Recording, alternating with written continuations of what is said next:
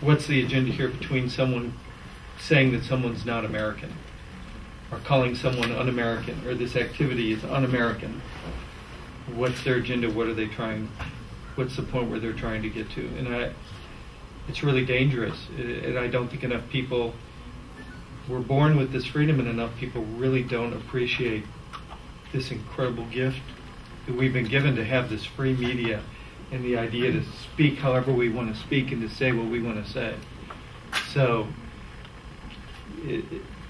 it's a battle that we'll always face, I think. I'll tell you what would knock me off my seat in terms of presidential addresses and the references to religion. If a U.S. president ended a speech by saying, "God bless America and the entire human family." I don't know why we haven't gotten that level of good theology. If you're going to invoke the name of the Almighty, please don't blaspheme and turn God into a tribal God. But you know, I have no expectations that Mr. Obama is even going to go there. I did want to mention, just in relation to, you know, questions of creativity. I was really impressed, and I'm sure there are examples from NBC that I'm not thinking of. So Rick, I don't mean to sort of lift Don's network up over yours, but a while ago there was ABC did this thing focusing on a bakery in Waco, Texas. It was actually a Czech bakery, I think, or East European bakery. And what they did was they had an actor. Actors, actually. They had a woman in hijab. Yeah, what would you do, I think. Right. Yeah. What would you do? Yes, exactly, right. And there was all kinds of follow-up on a website, too, so it was blending media.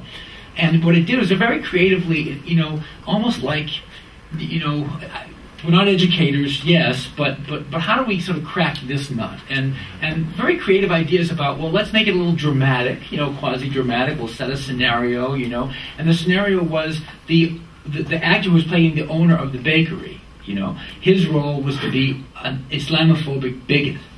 And the woman comes in with the hijab, and she says, "I would like," and he says, "We don't serve your kind here," that kind of thing, you know.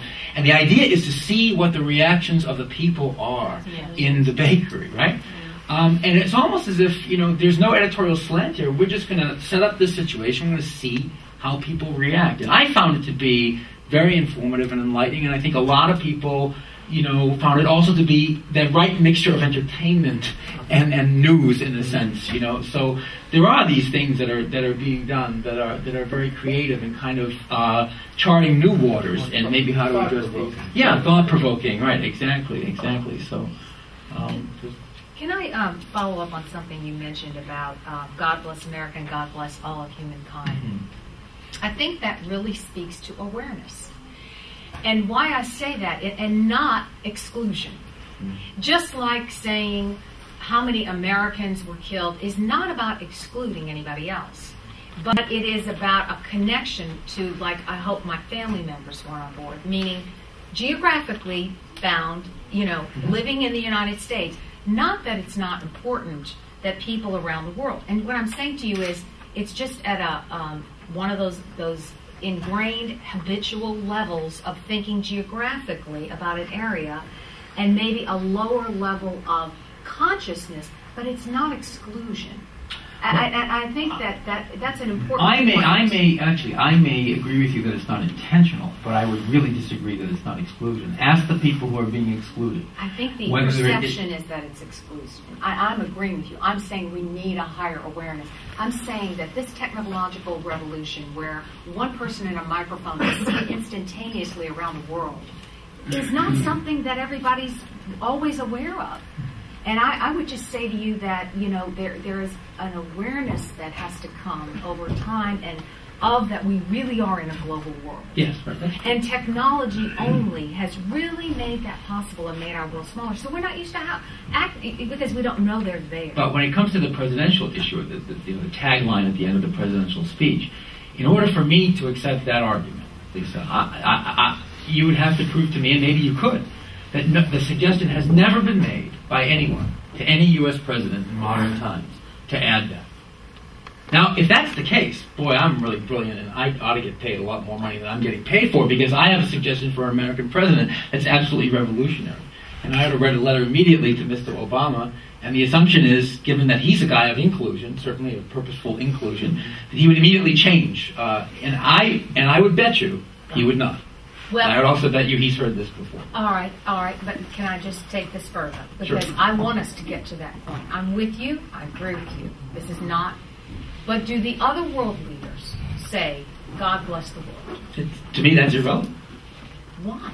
Because isn't it a reciprocal? no, if other people are doing bad theology, that's no excuse for me doing bad theology. No, I'm saying a level of expectation. What you're expecting of an American president should also be expected. Well, I think not that it is. Again, right. I'm not to judge because I think that goes totally against. And if I'm assuming it is exclusive, I am making a judgment. Mm-hmm. And I am saying to you, I think it's possible that where we want to be and where we are not connected because of awareness. At what point you decide to take a stand on an issue? I mean, there are, of course, objectivity involved. There's always, you try to balance it by getting to the man on the street and so forth. But we all already seen a number of occasions the media takes a stand one way or another. And I'd like to know what sort of drives that and how much of a influence you get from perhaps the people who sponsors you or people who send you email or the editorial board or whoever it is that make up that decision. So that would be something I'd like to find out from. Did everyone hear the question? Okay. Well, just to briefly summarize, when is it appropriate, given the necessity of trying to pursue objectivity in journalism, when is it appropriate for media to take a stand on an issue? That's a really great question, because that's something that we battle with at PBS, because we're always very concerned about making sure we have every side represented in these discussions that we're having. And people are critical of us, saying, well, not all arguments are necessarily valid. Would you have, Hitler on, against a Jewish panelist? Would you have a slave owner and a slave discussing, that there are right and wrongs in the world? And I'd be lying if that isn't something that if I didn't say that's something that we battle with. We are constantly questioning ourselves about that. And when do you draw that line? When do you take a position? And it's something that I battle with too, just personally, because to me, and there are people that I respect, like I love Bill Moyers, I respect him enormously. I love Jon Stewart, I respect him enormously, and I've heard them speak about this topic. But to me, if we're going to get anywhere, we need to hear different points of view and respect the viewer's intelligence, that they will see through things and realize what is truthful and what isn't. That's the only way. So sometimes stands are taken in what's not being reported, though, and that's the harder thing to perceive. Yeah. It's even harder to perceive how it might violate the FCC mandate. So an example that recently happened, I was talking to director of the Council for American Islamic Relations, CARE, in Chicago, and there was a rally of about 7,000 people trying to raise awareness of what was going on in Gaza. And as in all rallies, the problem with rallies is the proverbial nut jobs show up. And in this case, there were some people in the crowd with anti-Semitic signs, or with anti-Semitic sloganeering. None of the people who organized this, are even there. And in fact, there were many, definitely left of center Jews, involved in the organization of this particular demonstration. Again, 7,000 people. When the Trib covered the demonstration, it covered the anti-Semitic rally. So the purpose of the rally, 7,000 people coming out, Jews, Muslims, non-believers, whatever, to try to raise awareness of the suffering of the people in Gaza, was completely occluded.